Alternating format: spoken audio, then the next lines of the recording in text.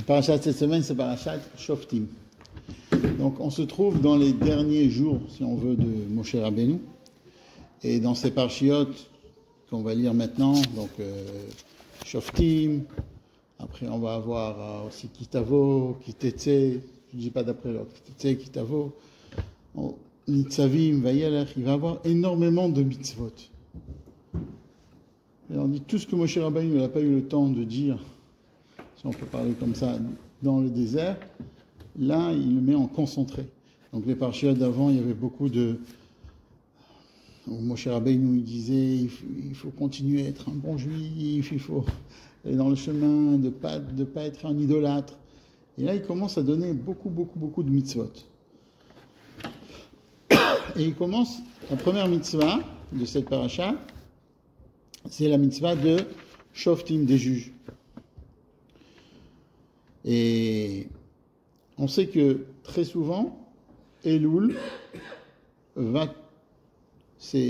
on va lire dans Elul la paracha de Shoftim. Donc, toutes les parachiotes à partir de Ré, c'est des parachiotes qui ont un rapport avec le mois de Elul. Alors, c'est quoi le mois de Elul? Le mois d'Elul, c'est un mois spécial. C'est un mois où, d'après la Kabbalah, c'est un mois qui est à un niveau qui est spirituellement très élevé. Tellement élevé qu'il y a même une question, puisque le niveau de Elul il est tellement élevé, comment se fait-il que pas tous les jours de Elul c'est Yom Tov? Jusqu'à ce point. Parce qu'on sait que Elul, c'est contre les 13 Midot Arachamim. On sait que Akadosh Baruch Hu, il a 13 aspects de miséricorde. Le premier aspect de miséricorde se trouve, on le dit quand on va dire Vayavor Hashem Alpana Vaikra Hashem Kel Rachum Vechanun Erech Apayim Verav Chesed Ve'emet. Et il y a un autre aspect de miséricorde qui est de 13, qu'on va dire dans Tashlich, Miel Kamocha, Nose Avon, Vofer al Pesha, Leshirit Nachlato, Le Echzik Ladapo, Ki Chafetz Chesedou. Ça, c'est un pasouk qu'on va lire dans Tashlich où il y a aussi 13. Et un aspect de miséricorde rentre dans l'autre. Mais c'est deux systèmes différents de miséricorde. C'est tout ce que je parle là, c'est des choses kabbalistiques un petit peu. Mais on va essayer de, juste pour avoir une idée, d'accord? Et Elul, c'est un mois où Akadosh Baruch Hu se trouve dans le champ. Ça veut dire, Amelech Basadeh, Akadosh Baruch Hu se trouve dans le champ. Akadosh Baruch Hu est beaucoup plus proche du peuple juif. Et celui qui veut se rapprocher d'Akadosh Baruch Hu pendant Elul, il a beaucoup plus l'opportunité de le faire que dans un autre mois. Parce que, d'accord, il y a quelqu'un qui m'a raconté, j'ai aucune idée si cette histoire elle est vraie ou pas, mais enfin, comme ça j'ai entendu une histoire qu'il y avait quelqu'un en Angleterre qui a réussi à sauver pas mal d'enfants juifs. Tout simplement, il a soudoyé les Allemands et il a réussi à faire sortir ce qu'il a réussi à faire sortir. Et c'était quelqu'un de très riche et de très important. Mais il voulait faire une mitzvah. Il n'était pas juif, mais bon, il voulait faire lui aussi là, une mitzvah. Et il voulait faire une bonne action. Et il s'est dit, je vais sauver des juifs. Et il a réussi. Je ne sais pas combien d'argent il a donné. Et après, les enfants, ils se sont mis, pour le remercier, ils ont fait une sorte en hébreu, ça s'appelle Hatsaga. Une sorte de cérémonie. Ils ont fait quelque chose, ils sont mis, etc. Comme c'est en Angleterre, c'était tout très carré. Chacun devait avancer, le premier, le deuxième. Ils sont allés en Angleterre après, parce que les Allemands ne sont jamais allés en Angleterre. Non, bien sûr. Non. Ça veut dire, ces enfants-là, ils étaient en Allemagne. D'accord, ok. Et si je me suis mal expliqué. Ces enfants, ils étaient en Allemagne, et ce monsieur-là, il a soudoyé quelques Allemands. On ne peut pas dire rapatrier parce que c'était des Allemands, mais bon, on faisait fuir vers l'Angleterre. Bon, ils sont arrivés, pas mal d'enfants, hein, des centaines d'enfants. Et enfin, moi j'ai entendu ça, quelqu'un il a raconté au nom de celui qui lui a raconté. C'est ce que je fais, ça veut dire, bon, peut-être qu'il y a des certains détails. Peut-être. Oui, il y a eu des. Bon. Toujours est-il que, voilà, ils sont là, ils sont. Maintenant, ce monsieur-là, c'était quelqu'un un noble, mais très, très, très important. Je ne sais même pas si c'était pas le prince ou plus que ça. Toujours est-il que quand ils sont en train de présenter, il y a un enfant qui n'a pas du tout gardé cette règle-là, et il est sorti, il a couru vers le noble, et il voulait s'approcher de lui parler. Tout de suite, qu'est-ce qui s'est passé? Les gardes du corps, ils l'ont jeté, ça fait beaucoup de bruit, il a crié, et le noble lui a dit, de quoi il s'agit? On lui a dit, il y a un enfant que tu as sauvé, non seulement il ne garde pas les règles, mais en plus il veut t'embêter. Bon, il a dit, je veux parler à cet enfant. Et il est allé le voir, il lui a dit, tu sais, tu m'as sauvé la vie, merci beaucoup, j'ai rien à dire, notre vie a été sauvée grâce à toi, tu es magnifique. Il a commencé à lui donner des compliments. C'est normal. Et il lui a dit, mais sans mes parents, ma vie n'est pas une vie. S'il te plaît, sauve mes parents. S'il te plaît, fais encore un petit geste. Sauve mes parents, sauve mes parents. 2 semaines après, ses parents, ils étaient avec lui. Et jusqu'à maintenant, ils sont en Israël. C'est l'histoire que j'ai entendue. Ça, si on veut, ça, c'est le roi se trouve dans le champ. Ce noble-là, on ne peut pas l'avoir. On ne peut pas lui parler. C'était impossible. C'est quelqu'un de trop important. L'enfant, s'il aurait tapé quand il n'était pas dans le champ, quand il n'était pas dans la rue, quand il n'était pas juste à côté de lui, il ne pouvait pas lui parler.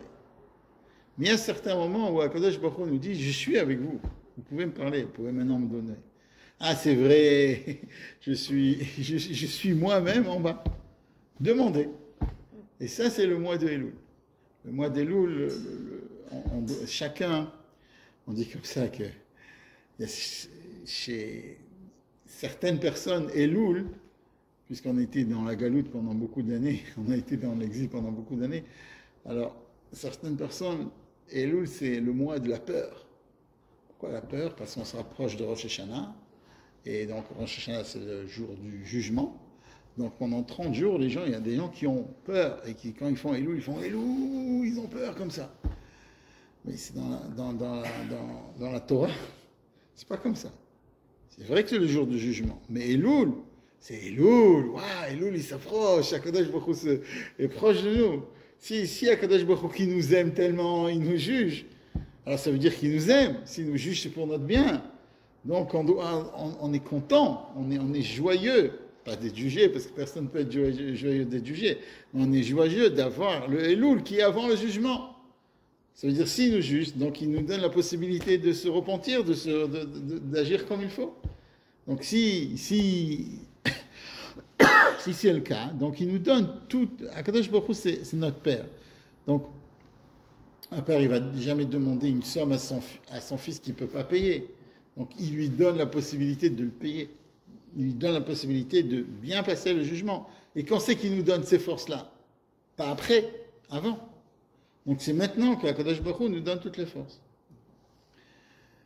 Et quand on comprend cette idée, on peut comprendre pourquoi la paracha, elle s'appelle Shoftim. Alors Shoftim, c'est les juges. Alors, on va essayer d'expliquer. Shoftim, Veshotrim. Shofetim. Pas Shoftim, mais Shofetim. Shofetim, ça veut dire les juges. Après, Shotrim. Shotrim, c'est les policiers. C'est quoi? Quand j'étais petit, on m'a expliqué, c'est quoi un policier? Le policier, c'est celui qui doit faire que la parole du juge soit exécutée. Ça, c'est un policier normal. Donc, ça, c'est le shoter. Le shoter doit faire que la parole du juge doit être exécutée. Où c'est qu'on doit mettre les shoftim ve shotrim? Titen lecha, c'est tu vas les mettre, d'accord, tu vas les installer. Bechol sharecha. Bechol sharecha, c'est dans toutes tes portes. C'est-à-dire que la justice, à l'époque, ça devait être quelque chose qui est vu. De nos jours, quand on veut que les gens n'aillent pas vite, ils mettent une voiture de police, que tu ne vois pas la voiture de police, les gens ils vont plus doucement. D'accord? À Miami, ils ont à côté de chaque bête rabat, ils ont une voiture, il n'y a personne dedans, il y a une voiture de police pour que les gens ne viennent pas attaquer le dissuader. Avec les phares, etc. Et j'étais là-bas, chaque bête rabat, chaque endroit où il y a des juifs, il y a plusieurs voitures de police, des fois une, des fois deux, pour que les gens disent, ok, il y a la voiture de police, on ne vient pas. Toujours la même chose, c'est si tu as, dans chaque porte que tu as, d'accord, tu as une cour de justice, alors les gens ils réfléchissent. Ils se disent, ok, ici il y a une justice, on ne peut pas faire ce qu'on veut, on ne peut pas emprunter sans rendre, on ne peut pas voler, on ne peut pas tromper les prix. Et ça met, c'est pour ça que c'était à l'entrée de la ville. Donc, chaque personne qui voit ça, il se dit, oh, il y a un dayan ici, il y a un juge ici. Ok. Alors, où c'est qu'on doit le mettre? Bechol sharecha, asher Hashem elokecha, noten lecha lishvatecha. Tu vas donner à tous tes shvatim, à toutes tes tribus. Veshaftu et am mishpat tzedek. Ça veut dire, tu dois absolument mettre des juges qui jugent le tzedek, qui jugent la justice. Combien il y avait de juges? Alors en fait, il y avait plusieurs. Comme maintenant, il y a le juge de la paix, je ne sais pas comment ça marche en France, mais en Israël, il y a Bet Mishpat Shalom, il y a Bagatz, il y a la haute cour de justice. D'accord? Alors à l'époque, dans le jugement hébraïque, on a le Bagatz, si on peut dire comme ça, Beidin Gavoa le Tzedek, c'était le Sanhedrin à l'époque. C'est lui qui était au-dessus de tout. Il y avait le roi et il y avait le Sanhedrin. C'était deux personnes, le Sanhedrin, c'est deux personnes qui donnaient la loi. Le roi, il faisait la loi, le Sanhedrin, il faisait la loi. Ils étaient autonomes, il y avait une autonomie entre le Sanhedrin et le roi. Mais, si on veut, c'est comme de nos jours, il y a le gouvernement et il y a la haute cour de justice. Le Sanhedrin, ils étaient 70 juges, pas 12, 70, c'est énorme. C'est énorme. D'accord, le Sanhedrin devait connaître 70 langues, il y avait beaucoup de choses, c'était devait être des gens très, très, très, très intelligents. C'est pour ça qu'il y a marqué Veshaftu et Mishpat Tzedek, qui doivent donc juger avec justice. Ça veut dire quoi? Ça veut dire tout simplement, mais des juges qui arrivent à faire la justice. Nomme des juges qui peuvent faire de la justice. Nomme pas n'importe qui. Ne nomme pas parce qu'il a de la famille d'un tel ou le fils d'un tel, mais nomme-le si tu es sûr que cette personne-là peut donner de la justice. Et après, la deuxième, alors on a dit qu'il y avait le Sanhedrin. Après, qu'est-ce qu'on avait le Sanhedrin? On avait un Beidin de 23. De 23 personnes. 23 Dayanim, et il y avait aussi des Sanhedrin de 3, un Beidin de 3. Beidin, merci beaucoup pour la question. Un Beit Din, c'est un palais de justice. Un Beit, après un Beit c'est maison, et Din c'est justice. Non, mais c'est bien que vous me demandez parce qu'il y a d'autres personnes qui écoutent. Donc, grâce à vous, ils ont la traduction. Beit Din, c'est maison de justice. Quand j'y suis, Shoftim, juge, et quand vous parliez des policiers, vous les appelez comment? Shotrim. Shoftim. J'ai dit Shofetim. Shofetim, c'est le juge, et en hébreu, c'est Shoftim de nos jours. Et Shotrim, c'est le policier. Le policier, comme on a dit, c'est celui qui doit faire exécuter, celui qui est là pour exécuter la parole, pour faire exécuter la parole du juge. Alors, donc, il se trouvait, comme on en dit, il se trouvait dans chaque dès qu'il y a une ville où il y a 120 si on peut dire comme ça, il y a 120 familles, il y avait déjà une justice qui devait être dans l'endroit. Il y avait une juridique qui devait être là-bas dès qu'il y avait 120 familles. C'est ce qu'il faisait. Et tout de suite, on en dit, l'otate mishpat, fais très attention de l'otakir panim. C'est pas parce que quelqu'un il est pauvre ou il est riche. On avait parlé de ça déjà dans le shiur. C'est pas parce qu'il est pauvre que tu dois lui donner raison. Et c'est pas parce qu'il est riche que tu dois lui donner raison, ça c'est sûr. Tu dois aller d'après la justice. Celui qui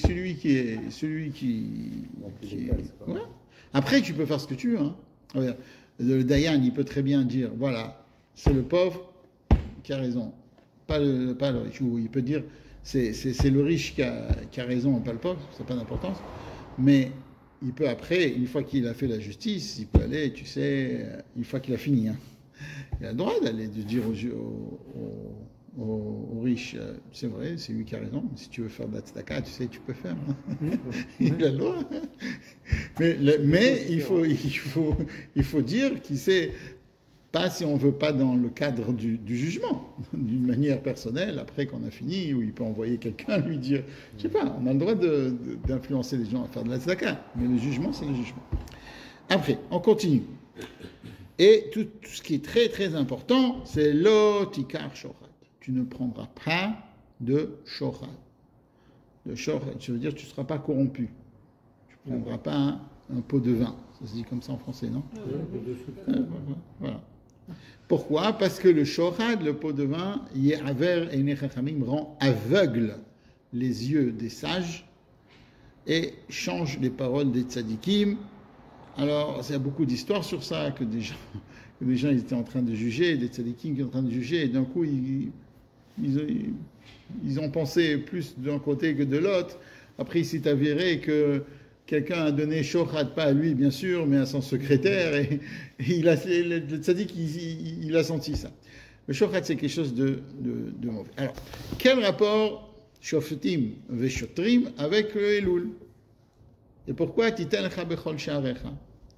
Alors, d'après le sens simple, il y en a qui disent pourquoi Moshe Rabbeinu il a dit cette mitzvah? C'est vrai, d'après le sens simple, c'est qu'il a dit ça au peuple juif, qu'ils doivent ils doivent avoir un juge, c'est vrai. Mais d'après le sens plus profond, on peut se demander, Moshe Rabbeinu il aurait dû ordonner ça au roi, il aurait dû ordonner ça aux nobles. C'est pas vraiment une question, hein, mais c'est une petite question. Pourquoi il ordonne ça à nous? Qu'est-ce que nous on peut faire? Qu'est-ce que ça a rapport avec moi? Voilà, on va dire ça de cette manière. Quel rapport avec moi si on doit avoir si à l'époque il devait avoir un juge dans chaque ville? Qu'est-ce que ça me dit? Qu'est-ce que ça me parle à moi? Ok, ça me parle que je dois savoir qu'il faut aller d'après une justice et on ne fait pas ce qu'on veut dans la vie. Mais dans le sens plus profond, on dit que on a des yeux, une bouche, d'accord, un nez, des oreilles, c'est 4. Qu'est-ce qu'on a encore? C'est tout, on a 4. Comment on peut arriver à 7, je ne sais pas. Mais en tout cas, on a... Qu'est-ce qu'il y a encore? Le toucher, les mains. Les mains, après, il y a encore. Oui. Je ne sais pas, parce qu'on parle des sens. En fait, qu'est-ce qui rentre dans nous? On a les yeux, il faut faire attention à ce qu'on voit. Ça veut dire qu'un homme, il doit juger qu'est-ce qu'il veut voir ou qu'est-ce qu'il ne veut pas voir. Alors, des fois, on voit quelque chose et on n'a pas envie de voir, mais on l'a vu. D'accord? Bon, alors, déjà, on doit déjà savoir que tu sais que si tu vas aller là-bas, tu vas voir ça, donc il vaut mieux pas aller là-bas. Ça, c'est une manière. Et deuxièmement, une fois que tu as vu, qu'est-ce que tu fais avec? Est-ce que tu dis, ok, j'ai vu ça, c'est traumatisant, je pense pas à ça, ou toute la journée, je suis en train de réfléchir à ce que tu as vu. D'accord? Ça, c'est les yeux. Donc, shoftim, on doit être juge de tout ce qu'on voit. Alors, surtout dans Chodesh Elul, on doit faire attention à ce qu'on voit. D'accord? De ne pas être amené à voir quelque chose. Et deuxièmement, si on a vu quelque chose, savoir d'arrêter d'y penser. Après, la même chose avec la bouche, d'accord? De savoir qu'on fait pas, on ne doit pas dire ce qu'on veut, ni on ne doit pas aussi manger ce qu'on veut. Il faut faire attention à ce qu'on mange. Et la même chose avec l'odeur. Même l'odeur, c'est la même chose. On ne doit pas sentir certaines choses qu'on n'a pas le droit de sentir. Et on a, d'accord? Et aussi les oreilles. On ne doit pas écouter n'importe qui sur n'importe quoi. Après, il y a d'autres choses qui ne sont pas directes, mais ils sont indirects. Mais ça, c'est, si on veut, ça, c'est les 4 portes qui sont vraiment ouvertes sur notre corps. Et où c'est qu'on doit les mettre, ces portes? Alors, ces portes, on doit les mettre, bechol she'arecha, à l'entrée. Ça veut dire que, une fois que c'est déjà rentré, là, c'est très, très, très, très dur de faire quelque chose avec.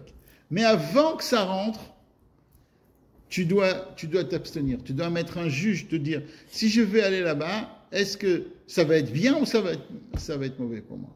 Parce qu'une fois qu'on a fait la chose, qu'on l'a devant, c'est super dur de s'arrêter.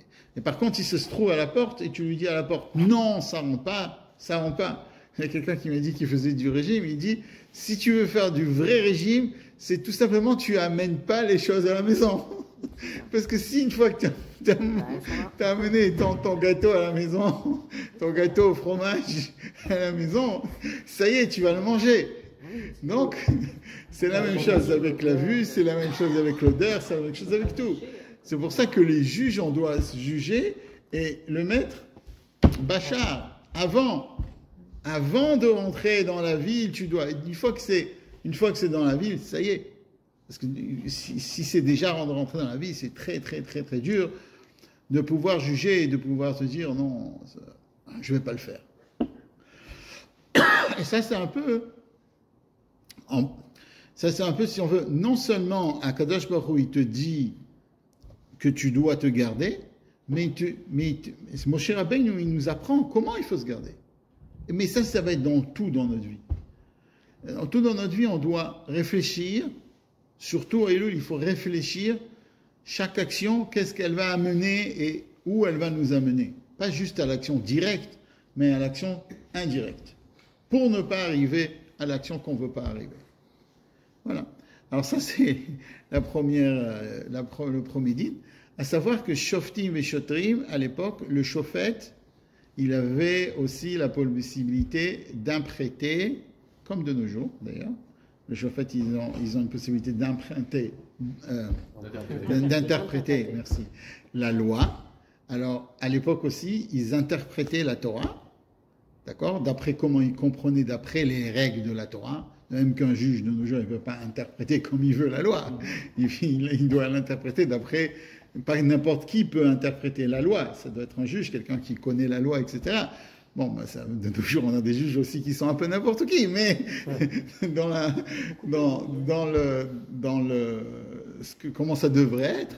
Alors, ils avaient cette possibilité-là. C'est pour ça qu'Akadosh Baruch Hu, il dit, moi, j'ai un peuple que j'aime. Moi, j'aime le peuple juif et j'aime la justice. C'est pour ça que j'ai donné la justice au peuple juif. Donc, c'est pas juste le sens simple de la justice, qui sait qui a raison et qui sait qui a tort, mais c'est aussi l'interprétation qui vient avec le jugement. Alors on va voir que ça a un rapport avec la paracha, la fin de la paracha. Toujours est-il, juste pour terminer cette idée, on a parlé de Shofet et de Shoter. Alors, quand on va ouvrir la Amida, qu'est-ce qui a marqué? Ashiva. Vous connaissez ce paragraphe? S'il te plaît, regarde dans un livre. Regarde, il y a marqué Ashiva Shofteinu Kevarishona, Veyo Atseinu Kevatechila. Si vous avez remarqué ça, dans l'Amida de Chol, pas dans l'Amida de Shabbat. Dans l'Amida de Shabbat, on ne dit pas ça. On dit Ashiva, Akadosh Baruch Hu, s'il te plaît, retourne-nous, Ashiva, retourne, comme Tshuva, on retourne vers notre racine. Ashiva Shofteinu, retourne-nous, nos Shoftim, nos juges, Kevarishona, comme auparavant. Veyo Atseinu, et celui qui va nous conseiller, kevatechila. Celui qui nous conseille, rends-le nous comme au début. Veyoatseinu kevatechila. Où il est passé le policier? Ici, il y a marqué Shoftim Veshotrim. Le juge et le Shotrim, on a dit, c'est le policier. Et là, on nous parle de juge et de conseiller. Alors, en fait, l'idée, elle est que le shoter, c'est quand on n'écoute pas le juge. Quand on n'écoute pas le juge, il y a besoin d'un shoter, il y a besoin d'un policier, comme on a dit tout à l'heure, la définition du policier. Mais, s'il y a un très bon yoetz, yoetz ça veut dire conseiller, qui nous explique la parole du juge, tellement il nous l'explique qu'on arrive à le comprendre, on n'a plus besoin de shoter. On n'a plus besoin de policier. Parce que de nous-mêmes, on va faire la chose. Et si on veut, quand on demande à Shiva Shofteinu, rends-nous comme avant, on ne veut pas que ce soit qu'il y a un juge et que nous, on ait besoin d'avoir quelqu'un avec un bâton pour nous dire de faire ce que le juge veut. Quand ce qu'on demande à Kadosh Baruch Hu, c'est pas ça, c'est pas le niveau qu'on a envie. Le niveau qu'on a envie d'arriver, c'est à un niveau où il y a quelqu'un qui nous explique la parole du juge, parce que des fois les juges qui disent c'est pas très compréhensible, mais tellement il nous l'explique bien, on est un, on s'identifie avec cette idée-là de ce que le juge nous a dit. Alors, comme on a dit, le juge ici, c'est pas juste celui qui va nous juger si on a un litige. Le juge, c'est aussi celui qui va nous dire quoi faire dans la vie. D'accord? Puisqu'il va interpréter la Torah, il va nous dire... Voilà. Alors, le juge qui va interpréter la Torah, qui va nous dire comment se conduire, alors il faut qu'il y ait quelqu'un qui soit là, un yoetz en hébreu de nos jours, ça veut dire un conseiller, qui va venir et qui va nous expliquer la Torah. On peut dire ça c'est le rôle de tous les tzadikim dans la génération. Dans le tzadik de la génération, ce qu'il doit faire, c'est expliquer au peuple juif la beauté qu'il y a dans la Torah. D'accord? Et quand quelqu'un comprend la beauté qu'il y a dans la Torah, alors c'est sûr qu'il fait la Torah. Et ça, c'est ce qu'on demande à Kadosh Baruch Hu. Des fois, surtout maintenant, on voit certaines personnes qui vont à l'armée, d'accord, et qui font ils ont des missions qui sont très dangereuses, très très dangereuses, d'accord. Et non seulement elles sont très dangereuses, elles sont très très dures à faire. Mais des fois, quand tu les vois, ces soldats qui reviennent, ils reviennent avec une lumière sur eux. Ils sont contents. Pas tout le monde, bien sûr. Mais il y en a qui sont contents d'avoir fait ce qu'ils ont fait. Et ils sont fiers. Et ils veulent. Ils se disent, quand tu veux, je retourne au Milouim, mais je continue de faire ce que j'ai fait. Et d'où ça vient, cette chose-là? Parce qu'ils ont accepté sur eux le royaume. Si on veut, ils ont accepté sur eux la mission de ce qu'ils font. Ils ont accepté sur eux d'être un soldat. Ils ont accepté sur eux de servir. C'est pas accepter, ok, je suis obligé, je le fais. Je veux le faire. C'est pour ça que quand ils veulent le faire, alors ils sont volontaires pour faire des choses qui sont très très dures. Et ça, c'est le yoetz. Ça veut dire, il y a quelqu'un qui les a conseillés, ou qui leur a parlé, ou des parents, ou c'est l'influence qu'ils ont eue des gens qui sont autour d'eux, qui leur a amené à arriver à ce niveau-là. À ce niveau-là d'accepter. C'est pour ça qu'on dit que quand du temps de Shmuel, ils ont demandé à un roi, Shmuel, il n'était pas content. Pourquoi Shmuel n'était pas content? Alors qu'on va voir dans Parashat Shoftim, c'est pas qu'on a le temps de parler de ça, qu'il y a une mitzvah de faire un roi. De nommer, de faire régner le roi sur le peuple juif. Parce qu'ils ont demandé, parce que le roi aussi, il y a deux manières de voir c'est quoi un royaume. Il y a le royaume qui fait que la décision est prise par une personne, et il y a quelqu'un qui met, c'est une monarchie, d'accord, où on dit qu'il y a une personne qui décide et tout le peuple fait comme il a décidé. C'est une force extraordinaire, Ça met une force dans un peuple, une force incroyable. Parce qu'avant qu'il y avait des rois, s'il y a 12 tribus et chaque tribu décide ce qu'il veut faire, alors les ennemis, ils peuvent tout faire. Parce que dès qu'il y a 3 tribus qui se mettent contre une tribu, va convaincre l'autre tribu qu'elle doit se venir défendre la première tribu, etc. Donc, en fait, plus on est séparés, plus c'est facile de perdre.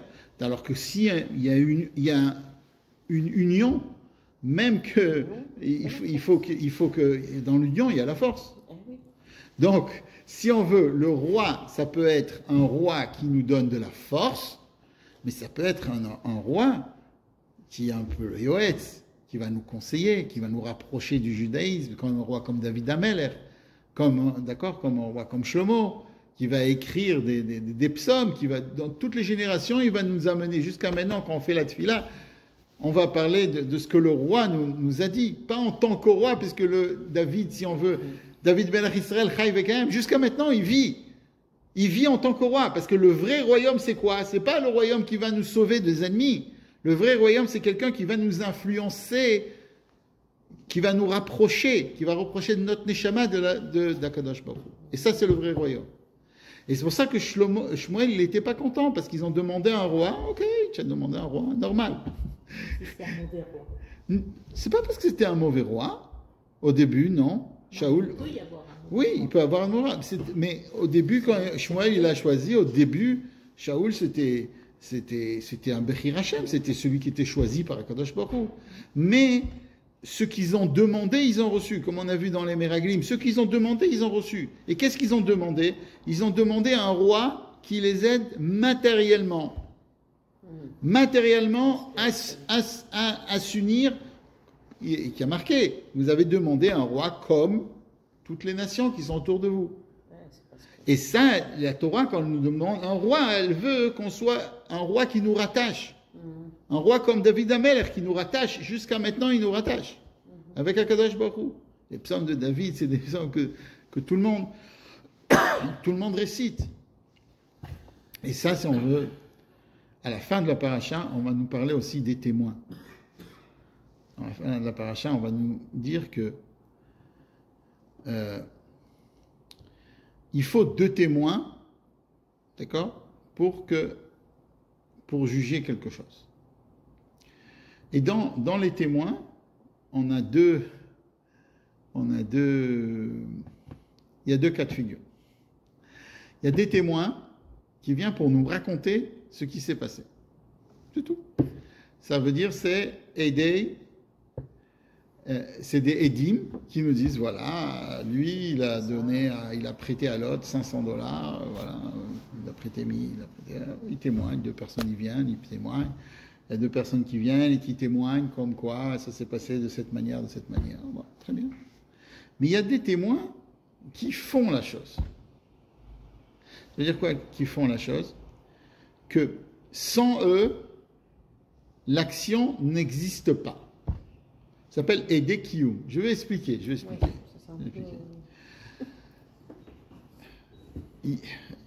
Quand un homme et une femme décident de se marier, d'accord? Le mariage se passe de telle manière. L'homme, il doit donner à la femme quelque chose et lui dire aussi quelque chose. Il doit lui dire et le rabbin qui est là et qui lui doit faire des bénédictions, etc. D'accord. Qui c'est qui fait réellement le mariage? L'homme avec la femme. Mais s'il n'y a pas d'homme, il n'y a pas de la femme, il n'y a pas de mariage. Mais il y a encore 2 personnes qui doivent être là et témoigner. D'après la halakha, si l'homme il dit je lui ai donné la bague et je lui ai dit la formule qu'il faut dire, et la femme elle dit c'est vrai. Et tous les 2 ils viennent au Beddin, mais il n'y a pas de témoin. Il y a même un rav qui a fait le Kiddushin. Alors, d'après la majorité des décisionnaires, ce n'est pas un mariage.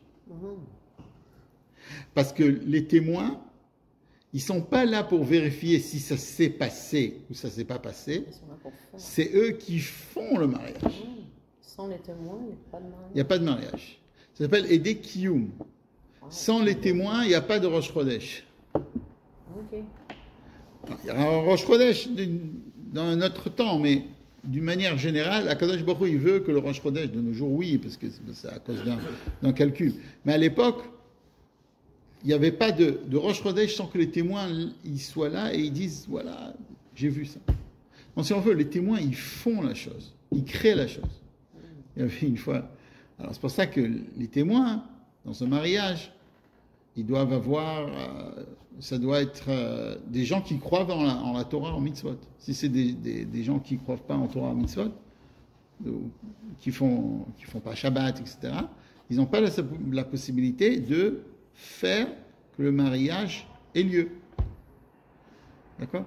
Il y avait comme ça un monsieur qui croyait pas en une partie de la Torah.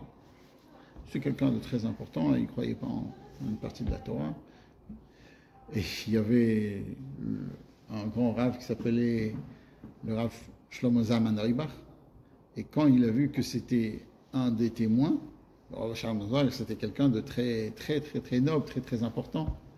C'est le premier rav si on peut dire, qui a écrit pas mal de livres sur l'électricité Shabbat.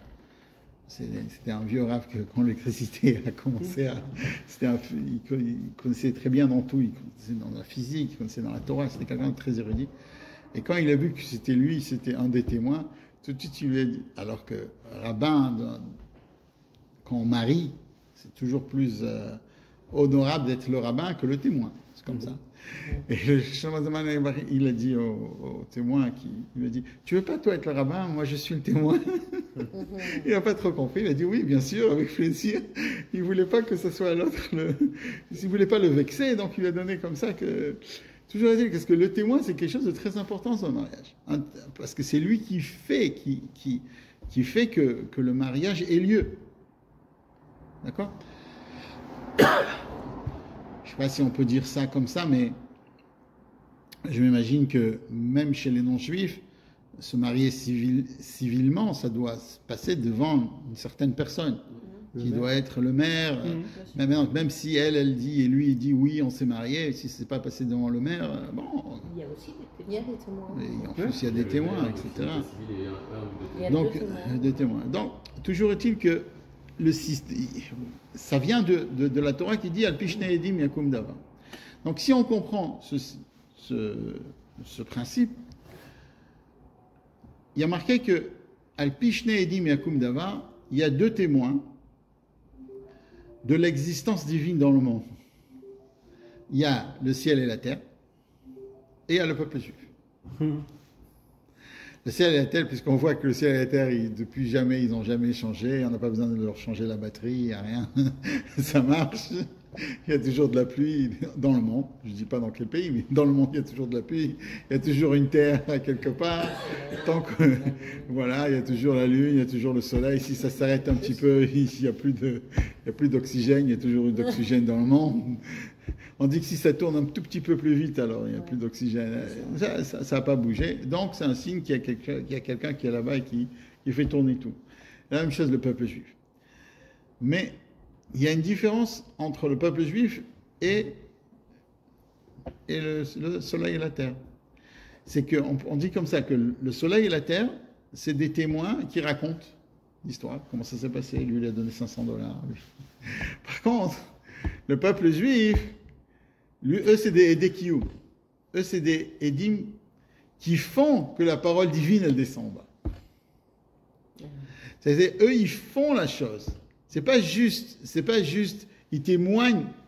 C'est sûr que le fait même qu'il y a le peuple juif dans le monde après tellement de persécutions, etc., qui reste un peuple juif, ça c'est un témoignage qu'Akadosh Baruch Hu est là. Ça mais c'est le premier niveau. Ils ont non seulement le premier niveau, ils ont aussi le deuxième niveau. Le deuxième niveau, c'est de faire d'influencer le monde, de changer le monde, d'amener de la lumière dans le monde. Si Akadosh Baruch Hu nous a créés dans ce monde, c'est pour qu'on fasse que le monde soit meilleur. Pas juste témoigner que Akadosh Baruch Hu est là, mais de mettre de la lumière dans ce monde. Alors, on peut dire, ça c'est, si on veut, dans la fin de la paracha qu'on nous parle des deux témoins. Et ça boucle, si on veut, l'idée qu'on a eue au début. L'idée, on a dit que le Melech et aussi le Shofet, ça doit être un Shofet qui non seulement fait la chose, mais influence les gens, change les gens, les rend meilleurs. Et ça, si on veut, une fois que... Et ça, c'est de ça on prie. Ça, c'est ce qu'on dit dans la Tfila. Shiva Shoftein Kevareshona Vivatzeno Kevatrila. Et on peut dire que si on arrive à voir... Ça va ensemble. Dès que le peuple juif influence et change le monde, alors aussi on a le mérite d'avoir des shoftim qui nous guident dans le bon chemin. Qui nous guident dans le bon chemin et qui nous influencent que la Torah c'est quelque chose de bon, que la Torah c'est quelque chose de bien. De ne pas faire juste la Torah parce que on doit le faire, mais parce qu'on comprend et on veut le faire. C'est comme si c'est un professeur qui donne un cours et que tout le monde est en train de regarder l'heure quand ça termine. Et il y a d'autres que les élèves ils posent des questions, hein, ils veulent que ça continue. Ça c'est le yoetz. Le yoetz, c'est quelqu'un qui arrive à parler aux gens qui sont autour de lui et de leur donner l'amour de la Torah. Et ça, si on veut dire, ça on a terminé. On lit chaque fois à Elul. Parce que Elul, c'est le Elul, le vrai Elul. Le vrai Elul, c'est pas qu'on se dit, oh, il va voir. Il y en a qui disent Elul, Aleph, Lamed, Vav, Lamed. Oi, li, oi, à moi, ve, avoy, oi, oi, oi, li, à moi. Elul. Non, Elul, c'est pas oi, li, vavoy, li, pas du tout. Elul, c'est Ani le Dodi ve Dodi li. C'est le passouk qui est marqué dans le Shir HaShirim. Moi, je suis à mon Dod, moi, je suis à Kadosh Baruch Hu, et à Kadosh Baruch Hu est vers moi. Et que Bezrat Hashem, on sente à Kadosh Baruch Hu qui se trouve avec nous, qu'on sente que le roi, il est là, et qu'on puisse lui demander à Kadosh Baruch Hu, s'il te plaît, fais-nous descendre le Mashiach, fais qu'il y ait du bien dans le monde, fais qu'on arrive à changer le monde dans le bien et que tu nous construises le Beth Amikdash Tekef U'Miyad Mamash.